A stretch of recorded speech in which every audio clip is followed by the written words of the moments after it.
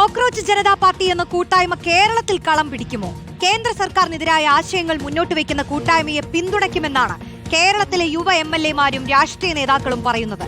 കേന്ദ്രത്തിന്റെ പല നിലപാടുകളിൽ അസ്വസ്ഥരായ അനേകം പേരുണ്ടെന്നും കൂട്ടായ്മ മുന്നോട്ട് വയ്ക്കുന്ന ആശയങ്ങൾ പ്രധാനപ്പെട്ടതാണെന്നും ഇവർ പറയുന്നു. കേൾക്കാം.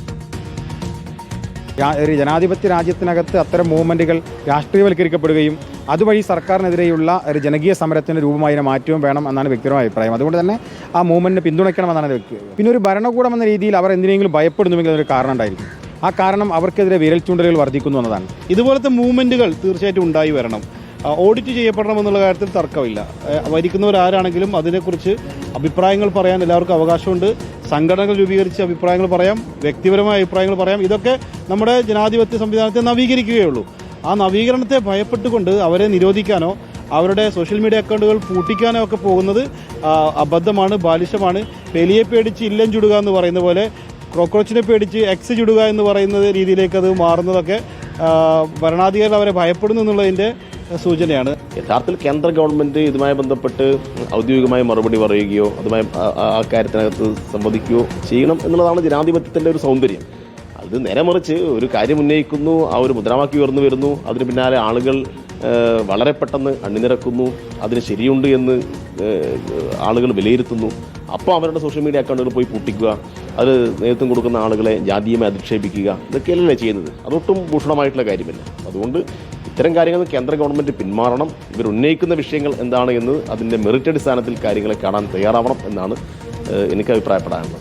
അവരുടെ ഇപ്പോഴത്തെ അവരുടെ മുദ്രാവാക്യം അല്ലെങ്കിൽ അവരിപ്പോൾ മുന്നോട്ട് വച്ചിരിക്കുന്ന വിഷയങ്ങൾ അത് യാഥാർത്ഥ്യമുള്ളതാണ്. അത് ഈ രാജ്യത്ത് അഡ്രസ്സ് ചെയ്യപ്പെടേണ്ട വിഷയമാണ്. ആ വിഷയങ്ങളിൽ ഞങ്ങൾക്ക് അവർ ഉന്നയിക്കുന്ന ആ വിഷയങ്ങളിൽ അവരോട് യോജിപ്പുണ്ട്. ഈ രാജ്യത്തെ 65% ജനങ്ങളും വോട്ടർമാരും അത് യുവാക്കളാണ്, 40 വയസ്സിൽ താഴെയുള്ളവരാണ്. അപ്പോൾ അവരുടെ അടുക്കിലേക്ക് ഒരു വലിയ വേഗത്തിൽ ശരവേഗത്തിൽ ഇത് പതിയുമ്പോൾ ഇത് കേന്ദ്ര സർക്കാരിന് കൊള്ളുന്നുണ്ട് എന്നതിൻ്റെ സൂചനയാണ് അവരെ റെസ്ട്രിക്റ്റ് ചെയ്യാൻ ശ്രമിക്കുന്നത്. ഇവരെ റെസ്ട്രിക്റ്റ് ചെയ്യുന്ന നടപടിയോട് ഞങ്ങൾക്ക് യോജിപ്പില്ല.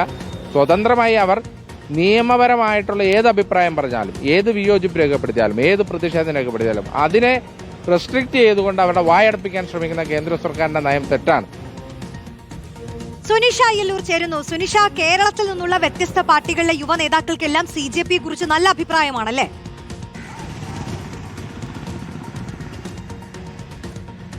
അതെ റോഷ്നി, അവരെല്ലാം ഇതിനെ പിന്തുണയ്ക്കുന്നു എന്നുള്ളത് തന്നെയാണ്. രാജ്യത്തെ അസ്വസ്ഥരായ ഒരു ജനവിഭാഗത്തിന്റെ കൂട്ടം, അതുകൊണ്ട് തന്നെ കേന്ദ്ര സർക്കാരിനെതിരായ അല്ലെങ്കിൽ അത്തരം നടപടികൾക്കെതിരായ ഒരു കൂട്ടത്തിന്റെ ശബ്ദമായി മാറുകയാണ് ഈ കോക്രോച്ചുകൾ എന്നുള്ളതാണ്. അതുകൊണ്ട് തന്നെ ഈ മുന്നേറ്റത്തെ പിന്തുണയ്ക്കുന്നു എന്നുള്ളതാണ് ഓരോരുത്തരും പറയുന്നത്. ഇപ്പോൾ തന്നെ നമ്മൾ യുവജന MLA-മാരുടെ പ്രതികരണങ്ങളെല്ലാം കേട്ടു കഴിഞ്ഞു. അവരെല്ലാം പറയുന്നത് അത് തന്നെയാണ്. അവർ മുന്നോട്ട് വയ്ക്കുന്ന ആശയങ്ങൾ അത് ഏറെ പ്രധാനപ്പെട്ടതാണ് എന്നുള്ളതാണ്. നിരവധി കാര്യങ്ങൾ പറയുന്നുണ്ട്. ഇപ്പോൾ നീറ്റ് എക്സാമിന്റെ കാര്യമാണെങ്കിൽ പോലും, തൊഴിലില്ലായ്മ പ്രശ്നം ായാലും അഴിമതിയായാലും അങ്ങനെ നിരവധി വിഷയങ്ങൾ മുന്നോട്ടേക്ക് വെക്കുന്നു ഈ കാലഘട്ടത്തിൽ എന്നുള്ളതാണ്. അതുകൊണ്ട് തന്നെ അവർ മുന്നോട്ട് വെക്കുന്ന ആശയത്തിന് അതിൻ്റെതായ പ്രസക്തി ഉണ്ട് എന്നുള്ളത് തന്നെയാണ് ഇവരെല്ലാം എടുത്തു കാണിക്കുന്നത്. അതുകൊണ്ട് തന്നെ ഈ ആശയങ്ങളെ പിന്തുണയ്ക്കേണ്ടത് അത് പ്രധാനപ്പെട്ടത് തന്നെയാണ് എന്നുള്ളതാണ്. ഒപ്പം തന്നെ നമ്മൾക്കറിയാം, നമ്മൾ നേപ്പാളിൽ കണ്ടതുപോലെ മഡഗാസ്കറിൽ കണ്ടതുപോലെ ജൻസി വിപ്ലവം, ഒരുപക്ഷെ ജൻസി പ്രക്ഷോഭത്തിലേക്ക് കടക്കുന്ന സാഹചര്യം ഉണ്ടാകരുത് എന്നതുകൂടി ഇവരെല്ലാം ഓർമ്മിപ്പിക്കുന്നു എന്നുള്ളതാണ്. അതുകൊണ്ട് അത്തരമൊരു സാഹചര്യം ഉണ്ടാകാതിരിക്കാനുള്ള ജാഗ്രത കൂടി ഇതിൽ വേണമെന്നുള്ളത്. അതിൽ ഏറ്റവും പ്രധാനപ്പെട്ട കാര്യം ഈ കേന്ദ്രം തന്നെ ഇതിനൊരു മറുപടി പറയാൻ തയ്യാറാകണമെന്നുള്ളതാണ്. ഇപ്പോൾ എക്സ് അക്കൗണ്ടുകളോ അല്ലെങ്കിൽ ഇതിന്റെ സോഷ്യൽ മീഡിയയിലെ അക്കൗണ്ടുകൾ പൊട്ടിച്ചതുകൊണ്ട് മാത്രം കാര്യമാകുന്നില്ല. ഈ വിഷയത്തെ അങ്ങനെ കൊള്ളേണ്ടിടത്ത് കൊള്ളുമ്പോൾ ഉണ്ടാകുന്ന ആ പൊള്ളൽ മാത്രം പോരാ എന്നുള്ളതാണ്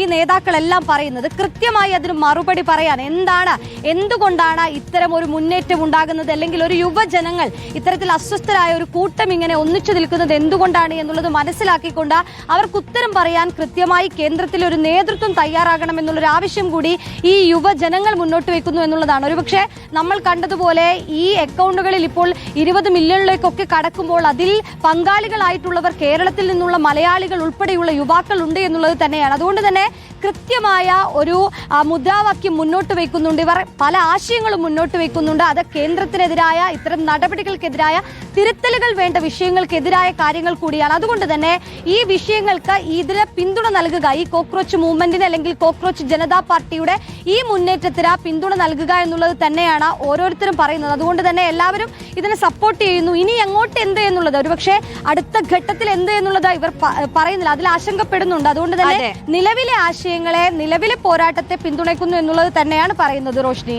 ശരി, സുനിഷയാണ് വിശദാംശങ്ങൾ നൽകിയത്.